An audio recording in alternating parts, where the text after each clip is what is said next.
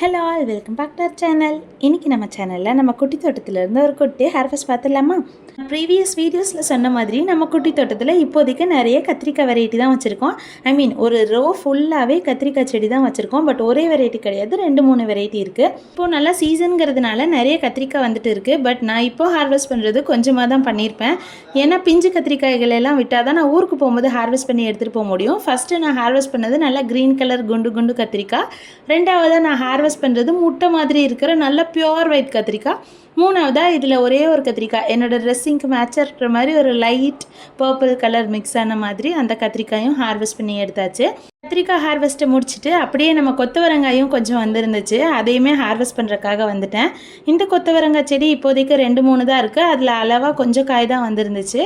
அதையுமே நல்லா பார்த்து தேடி எடுத்து கட் பண்ணுற மாதிரி தான் இருந்துச்சு.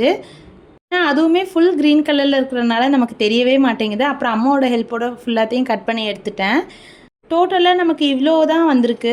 இது ஒரு 2 நாளைக்கு சேர்த்து வச்சோன்னா ஒரு நாளைக்கு நம்ம பொரியலாக வச்சுக்கலாம், அந்தளவுக்கு இருக்கும். ஏன்னா 2 செடி தானே இருக்குது. இது கூட கொஞ்சம் பச்சை மிளகாயுமே இருந்துச்சு. இதோ இந்த மிளகா வெரைட்டி பாருங்கள், இது லைட் கலரில் தான் இருக்குது. இது பஜ்ஜி மிளகாயாட்டம் இருக்குது. பட் இதோட வெரைட்டி என்னன்னு எனக்கு தெரியல. இது கூட இன்னும் கொஞ்சம் பச்சை மிளகாயும் இருந்துச்சு, அதையுமே ஹார்வெஸ்ட் பண்ணியாச்சு. இந்த மாதிரி நிறைய வீடியோஸ் பார்க்க நம்ம சேனலை சப்ஸ்கிரைப் பண்ணி சப்போர்ட் பண்ணுங்கள். நெக்ஸ்ட் வீடியோவில் பார்க்கலாம். பாய்.